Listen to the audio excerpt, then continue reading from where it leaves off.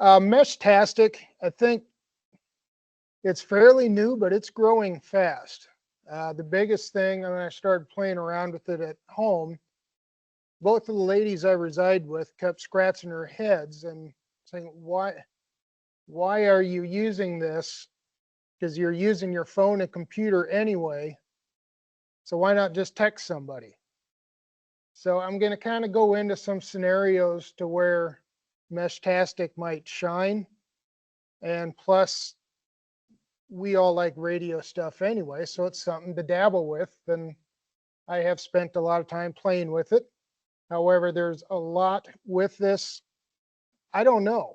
So I'm kind of hoping as we talk, it's more of an educational thing for everybody else and a sharing process like the internet aspect of it. I haven't done any internet side of it. You can connect them to the internet. It kind of seemed like an Echolink situation that if you get into a Meshtastic node, it'll spit it out long ways away. But that part I haven't played with. So if somebody has, when we get to that, hopefully somebody can enlighten us and probably be a new rabbit hole for me to jump down if I figure more out about it. But the biggest question that I had to answer was, what is it to begin with, and why would it be good? Biggest thing, it's an off-grid text messaging system, meaning we're not reliant upon cell service, Bluetooth, Wi-Fi, although you do have to use Bluetooth to connect to most of those devices, but the device itself is transmitting over the airwaves using what's called a peer-to-peer long-range protocol, making a mesh. I mean, there's a lot of other mesh styles out there. I think Google has their own. It just seems to be the Wild West as far as VHS or beta right now, which one of these mesh systems will win out. The key thing with Meshtastic as we go, the devices are cheap. You don't need a license. You can use your license, but we'll get into some of the quirks with that if you are running as a licensed operator. And I think we all pretty much know what those are going to be. So I think the unlicensed aspect of it is pulling a lot of people into it. Electronic techie type people have something to play with without needing a license. So I kind of hope it's kind of a catalyst to get people into it, and then they want to progress maybe where they do get licensed and move on to more ham side of it instead of Amazon little radio devices. And again, the biggest thing where this shines, where there is no internet or cell coverage. I can think of maybe in the ledges. You get down in the valley area, there's no cell service down there. It's sketchy at best. If something was going on down there and you wanted to set up communication, these things run off a battery. You can set one of those boxes somewhere. Everybody can log into either the general channel, or you can set up a specific channel to where you allow access to who you want. It's kind of a private messaging system over the airwaves where you might not have any other service available. Again, the caveat is, which made the lady scratch their head, you're still using your phone. Like, yeah, you have to have that text input aspect in order to get the messages to the little Meshtastic node and then out to the world. So yes, you do need a keyboard, whether it's a computer, your cell phone. Some of them are all inclusive device. Looks kind of like those old BlackBerry phones. There's a picture coming up here. And again, why compromise cell service or no Wi-Fi? I gave you some examples of where maybe if we called to communication for a disaster scene, communications out or overloaded during like football games. Yeah, they bring in those temporary cell towers, but if a system out in the middle of nowhere gets overloaded, again, portable, I got 3 devices sitting right there, and you could scatter them around. If other people had devices, that mesh just keeps on building, and you'll see how they communicate. And again, private channels. I do have one set up. We played around with it. Mike Lowe and I have been trying to message back and forth from his house to my house, trying to figure out, okay, where are the connecting points, and if we needed to hide something, or where we can get to communicate. We'll talk about how it hops, how it chooses to hops. It's gotten better. Once your phone is hooked up to that node, you now have the ability to send a direct message to that specific radio. If you know it'll show up in your node list, you can pick on that and send one specifically to that specific radio. So it's kind of a private messaging of sorts, but I'll say Meshtastic is far from a secure setup. And again, I think what's really getting things going on here, like every time I look at the map and names on the nodes, more and more of them keep popping up. So I get some of those techie, gadgety people that are playing around with it, throwing up a node. Okay, that only makes it better. And now you have so much more opportunity for your message to get sent along in this giant mesh. Again, as a licensed operator, yes, you could work with increased power. Now, since we're under FCC, now we have to ID, and we cannot send encrypted messages. On the unlicensed side, you can encrypt that channel. So it's secret of sorts. But without having that key to that channel, that device will not be able to decode it and communicate. So there's some pros and cons of running licensed, getting that extra power, but you're losing encryption, but you have to ID. So what? You have to do that anyway. All right, some popular devices. I'm just showing some that are out there. You can see, even if you're going to have a long weekend and something to play around with, 2 of them for $53, that's less than taking your family to McDonald's nowadays. I mean, they're fairly cheap, and I think that's what's really encouraging people to play around with it and help get more of these nodes out there. This one, again, economical. You're getting 2 for that price. At least that way, now you can set up like the walkie-talkie. You can talk to somebody else instead of just having one and trying to talk to somebody random out there. Just have a screen, limited information on there. Messages will kind of scroll across there, but it would be best to look at it on your phone, because it'll ding just like you get a text message normally. And then you look at the Meshtastic app, and it pops up and tells you who sent it to you. You'll get a lot of messages from people flying over in airplanes, just random messages, just, hey, here we are, Boeing 737 heading to LA, flying over, and they'll just shoot their information out and they'll pick them up. Yes. Yes, it is. Yeah, all of these that I'm going to show here are Amazon. At the end, I'll give resources of other places, but that just goes to show popularity and how easy it is to get into it. Amazon's carrying all this stuff. Some of the stuff is coming pre-programmed. Somebody's flashing the. Yes. That's one thing you need to be careful of as we go. You have to make sure, if you get it ready to go, that it's flashed with Meshtastic, because some of them might be flashed with other options. Or we'll get into the frequency. You have to make sure that it is a US frequency to work here. The rack, RAK, that's what those 3 up there are. I'll leave them up here. But you have a lot more opportunity to add on modules to those, which is what kind of drew me to them. But it did come with the screen to begin with. So there's pros and cons to that. Yes, I have a lot more opportunity to add on sensors, GPS. It's not coming with you unless you order it specifically, so you can pick and choose what you add.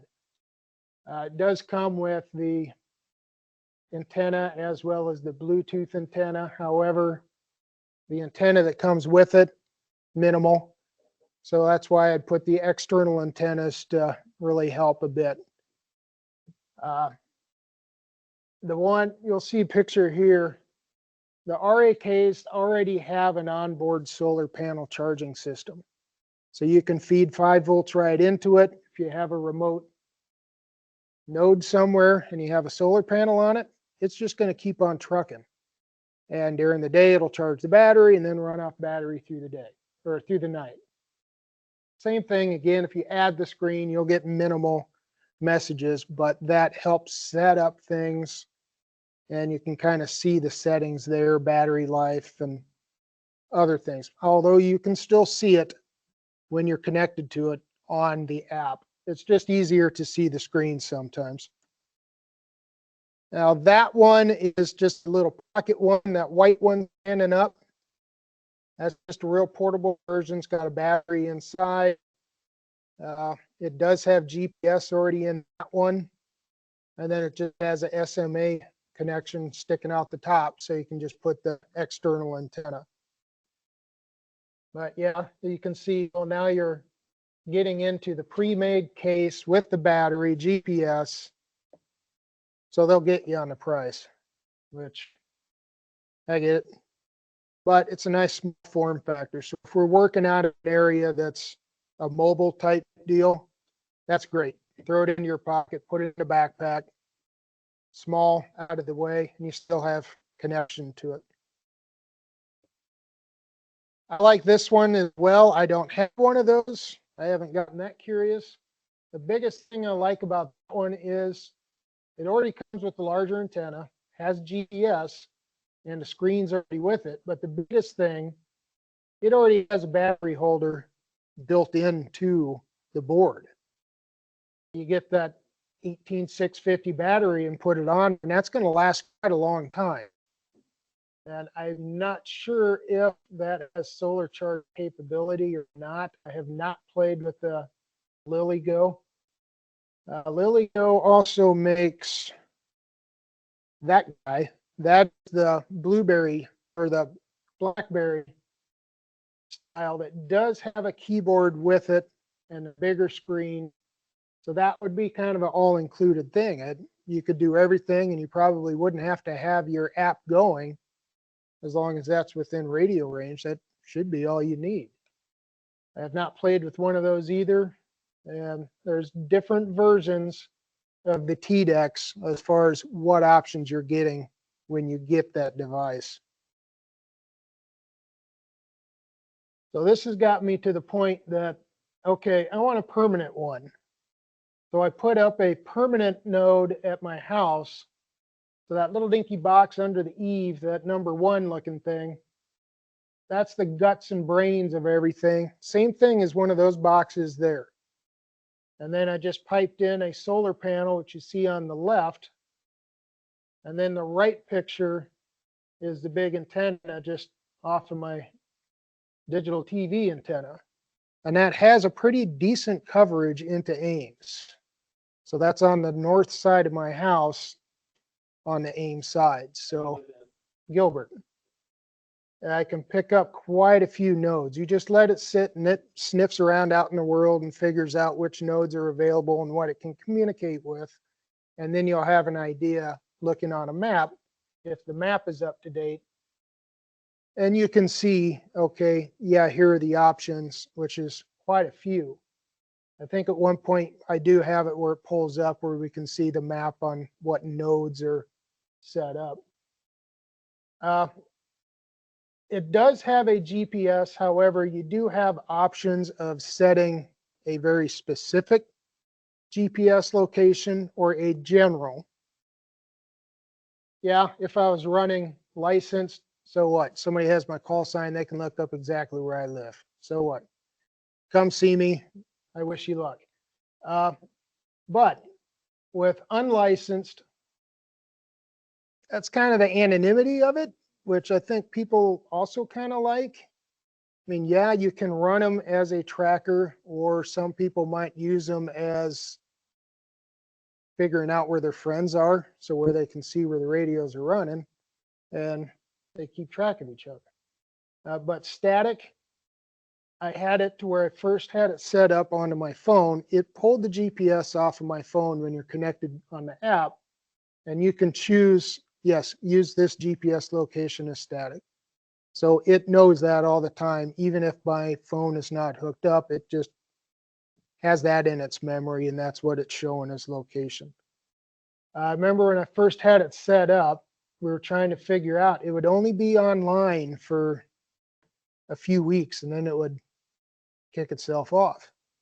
And this was kind of a known quirk with those that I finally figured out the setting, which was shut down on loss of power. I was like, well, it's not going to lose power because it's on solar and battery. And if the battery dies, it's going to turn off anyway. So what's that matter? I had it on. So for whatever reason, it was a weird little glitch in there that it would randomly kick itself offline. And then I'd have to go restart it and I'd scratch my head. So finally I figured out, turn that off, and it's been on for months and months. It will show that it's been down when I update it, and then the clock starts again. And it's been pretty darn solid just on solar. All right, again, I'm just showing some of the options here. If you want to do something specific, some people will use them to send telemetry, weather station information. You can shoot that info back and forth over them. I think of campsites and command posts. I mean, if you have a campsite and group of other people and no cell coverage, fine, set one between the campsites, and people in each campsite can text back and forth if they don't want to yell back and forth. If you need other sensors, that'll kind of send you down the path on maybe which device you want to go with. One that just shows up ready to communicate, or one that you want to add more sensors and options onto down the road. Extended use scenarios, does that device come with the option to have a solar charger or not? And again, look, if you're looking at them, figuring out what standard options, most of them will have drop downs and give you options of what to add, or each modules that you put on. I had to get the screens separate and solder those things onto the board, which I thought was fun, but some people might find it annoying. And 3D printable cases. I mean, you can get a general Lily T, that one with battery on the back. There are so many options for 3D printing on cases of these things. Make your own. Maybe you have an oddball size one. That's just one more thing to play with and dink around with on this. And again, if you don't have a phone, you can use a computer. We'll see if on a web client based, oh yeah, there is. Looks good online. Is it still working? Yeah. Well, let's see, do you have,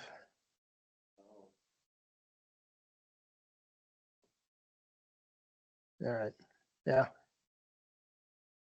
I guess I didn't think of that. If we would have had my computer, it would have, oh well. Just take my word on it. I'm a trustworthy person, I think so. The client.meshtastic.org, it comes up with that screen, and then you can connect Bluetooth usually with your computer to your device. Essentially, it's the same thing as your app on the phone, bigger keyboard to play around with, but you don't have to have your phone there. And that's just one more proof that, yes, it's not relying on cell coverage in any way. Your computer's just Bluetooth, or your phone is just Bluetooth to that radio, and then it's radio waves from there. Let's see. There we go. Oh, man. Hit the third choice in that at the bottom. You hit PowerPoint.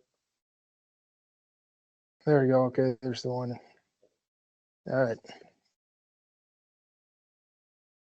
All right, here's a basic gist of the operation. Again, you have to have a connected device, computer or phone, like I was saying. The messages can be sent broadly through the, I'll say the generic channel or a private channel. And once you have all of these devices here, it's showing all the things. I mean, it's just like a whole repeater setup. I mean, that's all it is. But everybody is piggybacking off of other radio nodes. I didn't do this. What's going on here? And private channels, yes, encrypted. You control who has access. And then again, the private messages can be sent to a specific radio in that node list and just to them. And that is going to be dependent on hop numbers or how close you are to that private message to that specific radio, which we'll see the hops and stuff. So here's the size of message you can send, about 237 bytes. And that's excluding the data needed for all the hocus pocus that it needs to know where it's going. Is it huge? No. Is it small? No. It's kind of middle of the road type of deal. I mean, it's a general message and pretty good. All right, so it goes kind of on a flooding idea. So when the radio hears a message, it has usually a 3-hop count to it. So the radio gets it depending on what the mode of that radio is. It might sit and think about it for a while, or it might immediately spit it right out and knock off one of those hop counts. So the next radio hears it.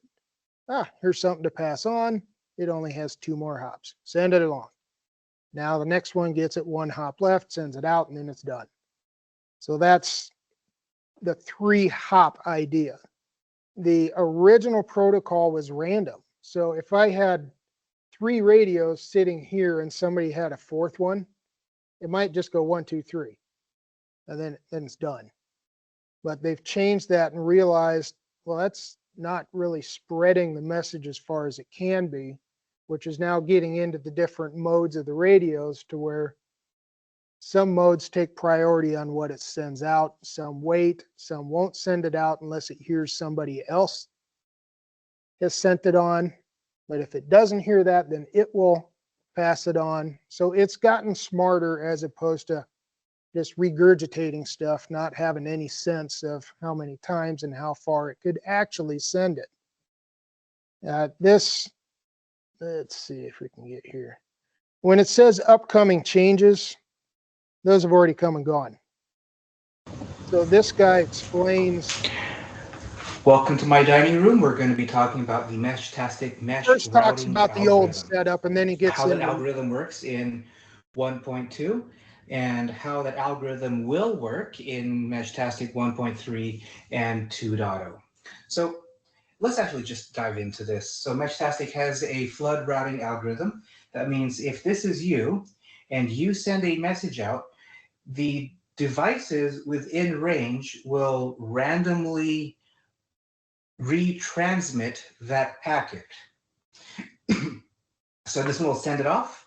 Let's say this receives it. That'll be 1, 2, 3. All right. And hopefully all the other devices that don't retransmit the packet will be in range and they'll receive it. So let's try this again. Again, this is called completely random. This is you. They'll send it off. 1, 2, 3.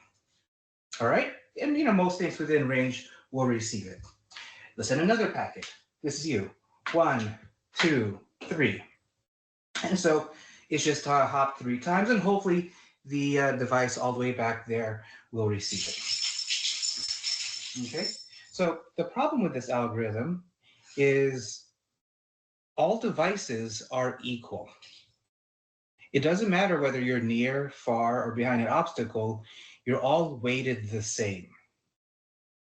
And so let's say this is you, and that all the way back there is your friend that you want to send a message to, unless something in between is there to relay the message, your friend is not going to receive the packet. So in Meshtastic 2.0, we've actually updated the algorithm to give more preference to devices that are on the edge of the network. So let's say this sends a message out. This device and this device, which are on the edge, will transmit it before anything else near the actual original sender. And because this will transmit it, that one back there will be sure to receive the packet. Okay, so it prefers devices that are further away. So again, if this sends it out, you'll hit this one, and then it'll go back there into your friend. And what you actually don't see here in the camera is behind the rolls of paper towels are another node. In the original routing algorithm, it's very unlikely that those nodes will receive the packet because the mesh was constrained to a random order of devices. So in the new algorithm, it is a distance first. Again, if this were you, it might get to this one, you'll get to that one, and then it's possible for it to go even further out. So that'll give more preference for the mesh to grow bigger than it could have. Yeah, so that he goes into it a little bit more, but having that ability of the radios figuring out, okay, yeah, the signal strength is dependent on if it's retransmitting it. So it allows you to send your message a lot farther, and more of the radios within the range of each hop will pick it up. So that side of things, when they changed that, I think was probably key, or else it would have been kind of a limited setup. Again, Bluetooth connection I found to be the easiest way to connect to your phone or computer. Just you already have it. And again, it causes even more head scratching when I do that, using the phone. A little tricky thing here. Some of those, especially the RAKs, if it does not have a screen, there's options on setting the pin as far as a Bluetooth pin. If it doesn't have a screen, it's going to be a default pin, which is 1, 2, 3, 4, 5, 6, which, as you can see, is not all that secure. So if somebody else picks up, hey, here's a node, I wonder if they have a screen, and it's still the default. Punch it in, and guess what? Now you're connected to that node, and if you're nefarious, you could mess up settings, or intercept. And again, this isn't meant to be a super secure network in any way, but there are some encryptions and securities that you want to be mindful of so it's not messed with. If you did set it up with the screen and then you take your screen off, you better know what the pin was, because it's still stuck on that set pin. Or if you had it set to random, you're not going to know, because if it's on random, it spits out 6 digits randomly, and you have to see the screen in order to connect. So hopefully you didn't have that set, or that's smart enough to go back, but not guarantee. Another little weird thing, if it's connected Wi-Fi, it has a higher priority over Bluetooth. So if you do have it set up on Wi-Fi and you want to link up with your phone, no, you might run into problems that way. Here's the different role. When you first set them up, there's different things that these can do. Client role is the default, which when you look at all this stuff, you need to be sure that you're going to be doing something for sure other than client. There are other options, and they caution strongly against it, and we'll see why. And again, allows you to use Bluetooth. Some of those roles do not allow Bluetooth, but yet it still retransmit node traffic like normal. Client mute will not retransmit. If you're just sitting at home and you just want to get onto the mesh, yes, it'll send it out there, but it's not going to partake in the hops. It just gets you out there, and that's it. It'll just send your messages out and Right. receive, but it won't repeat on. Correct. Is that what you're saying? Correct. Their option, there was a mobile device. I mean, you're constantly on the move, so all you need to do is get on the mesh And that was their suggestion on a mobile device. Now client hidden, does everything just like the client role, but it will not show up on the node map. And local messages, I tried figuring out their definition of local. It's kind of a gray definition. It sounded like it would still retransmit on part of the hop, but I don't know if that means it might do the first hop, but not hop 2 or 3. I don't know. So sorry for no answer there. Although that would come handy as far as cutting down on the amount of traffic, which I think might be the key thing. If you just want to have a small private thing set up, if you run it as client hidden, other people won't see you, and it's not going to get clogged up trying to figure out how to transmit all of the other messages, and your system should be able to run more efficiently that way. Now, repeater, this is where everything you see, it must be used judiciously or else it's going to cause problems with the mesh. This would be for on top of a water tower or somewhere, or a strategic point that, like in that example of the guy hiding behind the toilet paper rolls. Yeah, if you had one on top of the paper towel as a repeater, yeah, it's going to cover everything. And that would be a great way to get over that barrier to the guy hiding behind the paper towels. But it's going to be a higher power.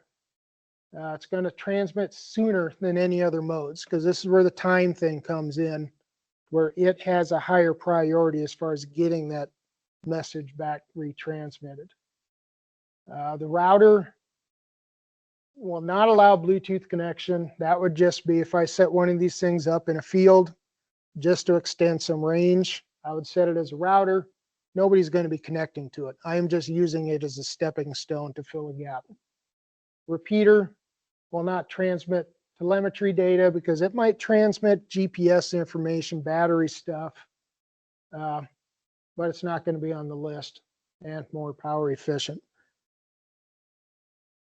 And this could be kind of fun. The GPS enabled ones you can set up as a tracker and you can follow them around on a map, but it's still retransmitting things just now that you can see where that radio is going much better than the telemetry setup, which I think was 15 minutes or so. You can set how often it sends that information out to the map. Sensor, again, you could put all sorts of weather type stuff on there and just use it to send it so you can get the weather stuff. But this will still retransmit regular messages in the system. Lost and found. This one would be nice if you had it set up right, because the admin, you can control them over the air, but you need to be within range. And there's all sorts of stuff as far as passwords in order to access it. But in order for it to be kicked into lost and found range, you have to be fairly close and then log in on the admin side.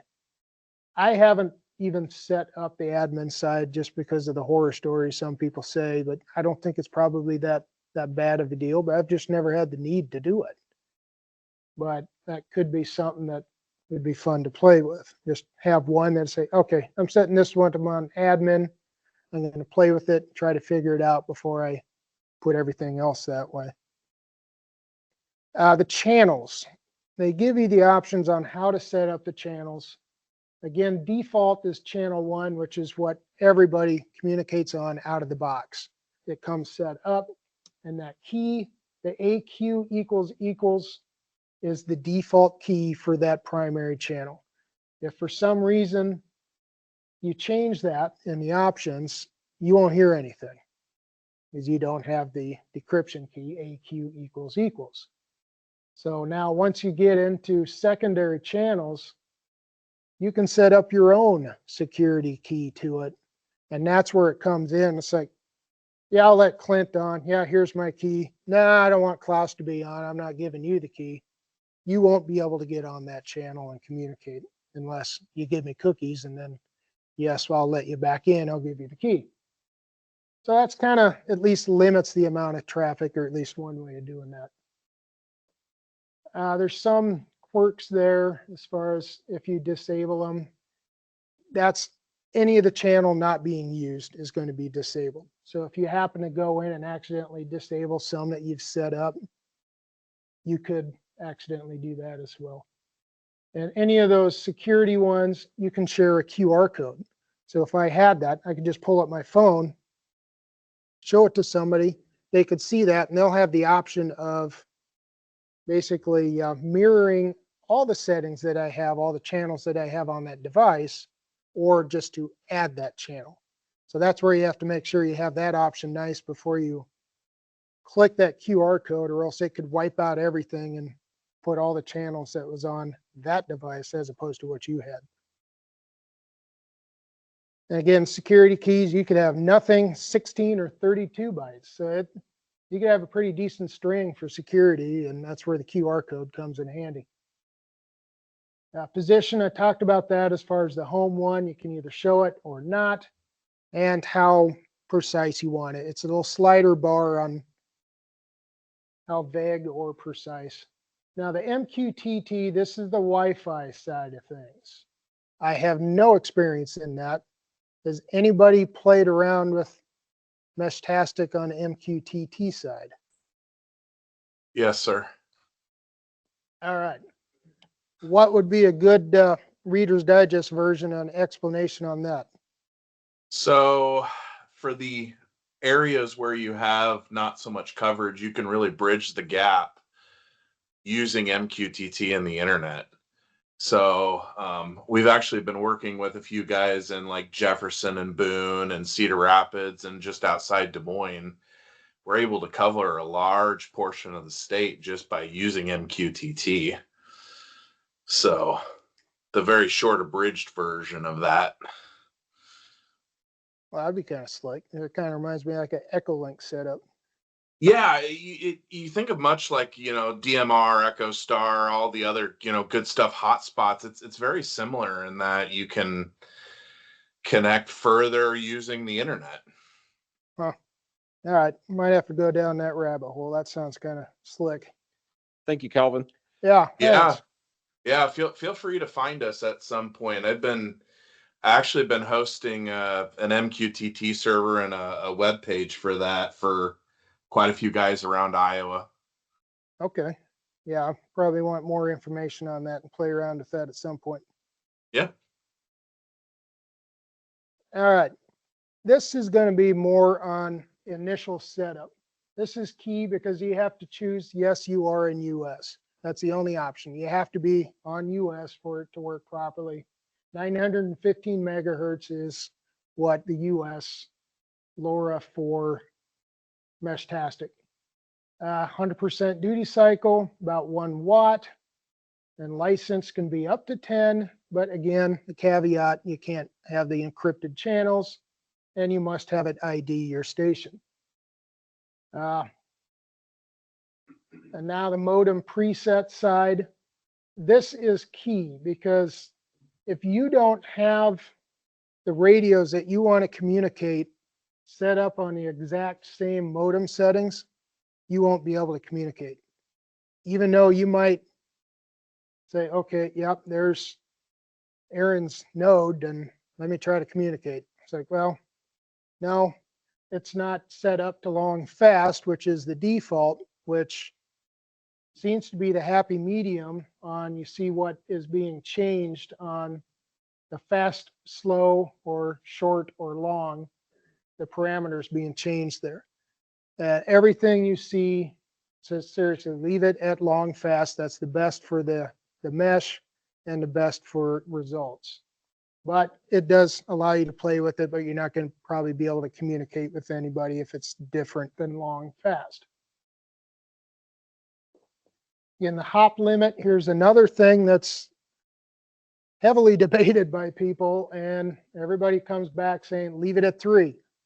You can change it up to 7, but you need to understand that that's going to be clogging up all the radios in the mesh. And under the new algorithm, 3, that's getting you pretty far as long as the radios are doing what they're supposed to do. So that's, leave it at 3 is everything, and what everybody's saying, that's good enough, and that'll get you results. Again, transmit power, there you see for unlicensed. I think that's really what's drawing people in. They can play with them without having a license. Main points to remember here. Again, if we're in a compromised cell service spot, overloaded, out in the middle of the sticks, and we want to have some communication, this might be an option. I mean, small box, solar panel, set them out there, set up an area to be able to communicate in. A lot of options as far as radios and sensors you can put on, how to power it, gives you something to play with. And again, pay attention to modem settings. Best thing, leave it on long fast, because if it's changed off of that, probably 99% of the other radios, unless it's somebody that accidentally changed it off of the default, you're not going to be able to communicate them. So leave it on long fast. The ability to set up your private channels with security keys might come in handy. Use the correct role setting. Again, be very judicious about the routers and modem side, the routers for sure, and repeaters, because it can clog up and cause problems with the mesh. And seriously, leave it at 3 everywhere you look. Everybody said just leave it at 3, not debatable. And again, like I said before, it is not secure, but it's pretty darn secure compared to just talking over the radio. And it's just messaging back and forth. Some resources to look at. The main Meshtastic page, meshtastic.org, will give you an idea and a rundown on available devices, how the whole system works. And that video was on there. That's where I found that one, describing the hops. IowaMesh.net. Clinton showed me that one just last night. I had not looked at that one yet. That one was kind of fun to look at. I mean, knowing that, yes, here it is in Iowa, and they're trying to build it up. This GitHub one, that one's going to take a picture to remember unless you got an incredible memory. That one had all sorts of resources and explanations on stuff and reviews on stuff. I hadn't looked through everything that's on that one yet. I was impressed, but I had to keep working on this. Again, sources, Amazon, Rockland, the RAK Wireless. Again, that's not all of them. There's a lot of them out there. You can get these things all over the place. But again, the biggest thing, make sure it is US compatible at 915 megahertz, or else it won't work. All right. Any questions? Yes, sir. I'm just intrigued by your mentioning of using sensors for radio stuff. I have an application. I'm in a radio control airplane club, and it would be great to have a weather station out there, but nobody wants to buy a cell connection for it or have it on the internet. Then, yes, if Meshtastic sounds interesting, we have a sensor. It sends a stream that the other side has to decode. Maybe it's a web server somewhere, but what kind of range does each of the mesh nodes have? And do you have to just have a cascading link to get anywhere? At the airfield, trying to think of the map, I'd say the best answer is MET-T. It depends on terrain and weather. It's much like any signals that we deal with our radios. It is susceptible to the same stuff.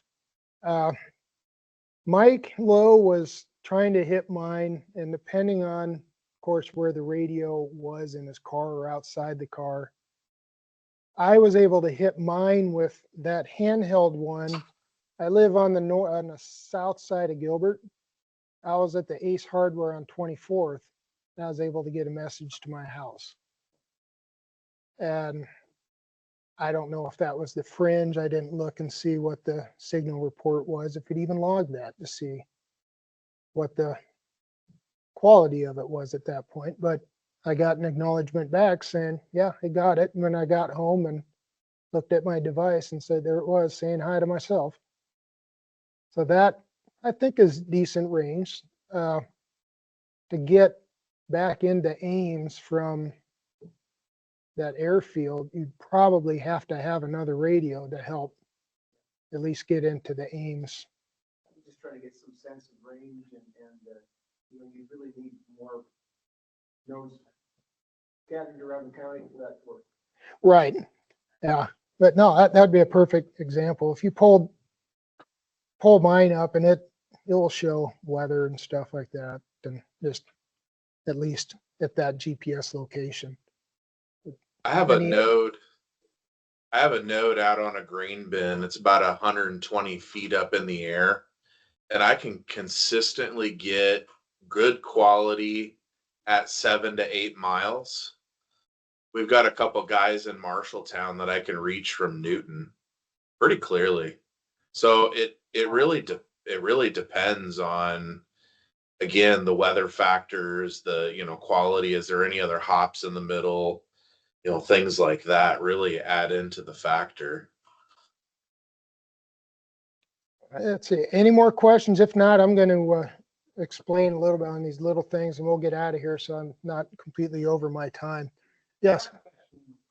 Clint was mentioning something from APRS where it doesn't scale very well. Because once you have too many nodes sending messages, it will overflat APRS if I was talking about DMR. Oh, DMR, okay. Yeah, it's hard to, with the way you use different talk paths, DMR doesn't scale very well. So I was kind of wondering, how does Meshtastic scale? And if you have 1,000 nodes besides each other. I'm going to defer to the man in the box here if he happens to have the answer. Am I the box? Yeah, you are. Yeah. Oh, You're sorry. I talking didn't out of mean this I didn't mean box. to inherit. I didn't mean to inherit the Oh, box. it's a worthy title. Well, Yeah, The- yeah. The I'm display glad isn't I showing your name, Calvin. do what? Sorry. We're just not seeing who's talking on the display is why he Oh. doesn't know who. Yeah. Oh, sorry. I didn't mean to make such an No, impression it's on how my it's first. how we're doing it. So Got it. Got it. Klaus, I think to answer that, it depends on the mode that you want to use too. So where like we do it at our annual sales conference, we actually go to medium fast because of the density. It tends to not flood those messages near as bad as long fast. So that's where the different modes and knowing where those work can help your mesh either kind of stabilize and function. Now, the pitfall with that is everybody's got to be on medium fast or slow fast or whatever that mode is to get those messages. So you kind of got to decide up front where you want to go with that. so if it's a regional thing, everybody has to be on the same page as far as the modem setting. Right, right. And then as you think of population density and stuff like that in Iowa, long fast makes a ton of sense because we're pretty sparse. Downtown Las Vegas and the Strip, 50-50. You could agree to look at, like a medium fast or a slow kind of mode, or keep it at long fast as the default that it comes from the factory. It really just depends on the end goal and the use case of the mesh that you want to deploy. Now, we'll look at these quick. And Okay. this is the exact same setup that I have underneath the eave in my house. I've added a few things to the standard RAK device. This one, once we get, Oh yeah, let's drop my connection. Stand by.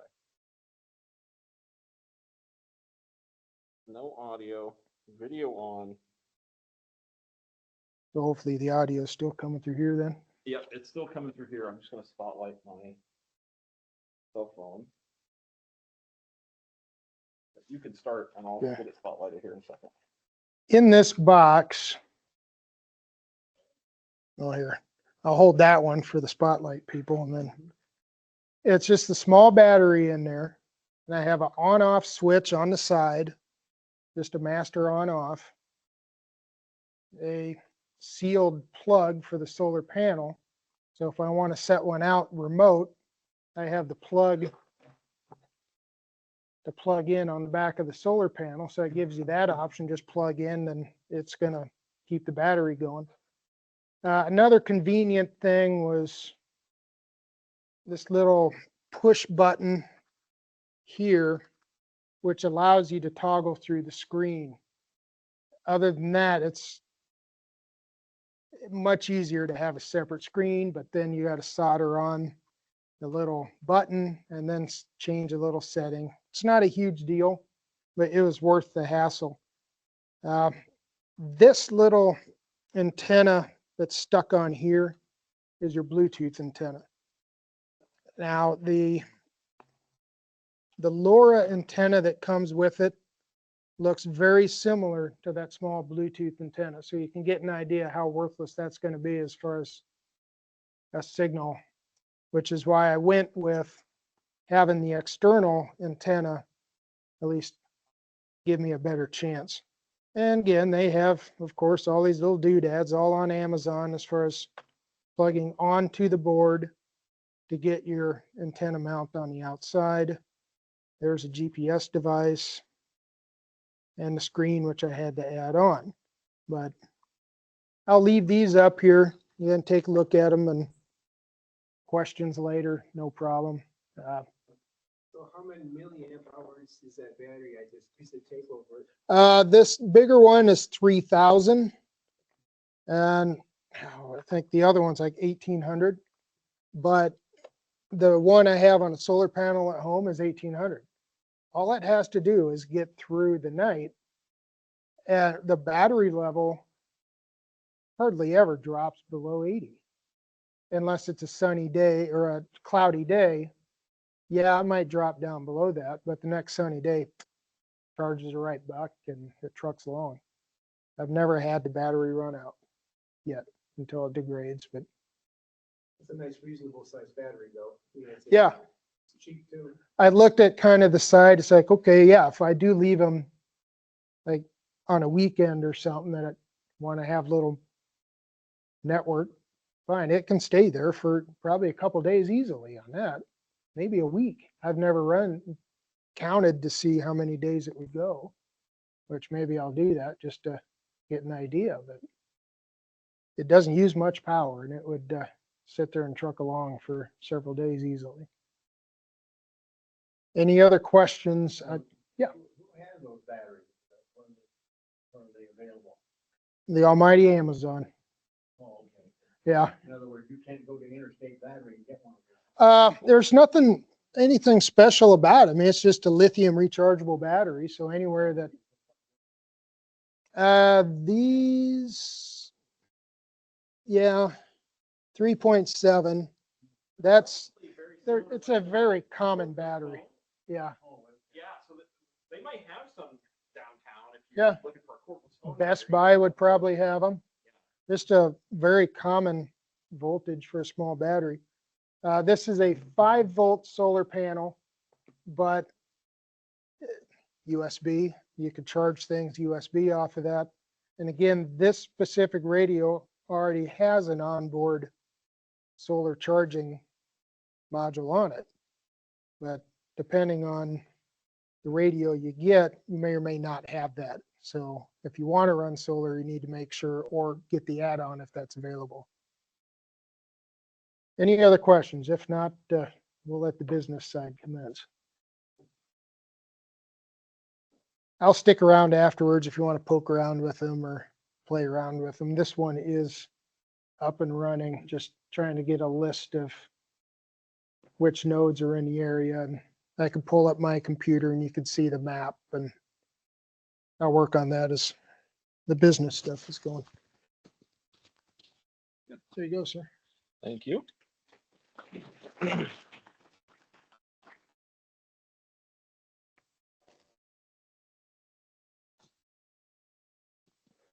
All right, thank you, Aaron. Are there any more comments online or questions before we move on?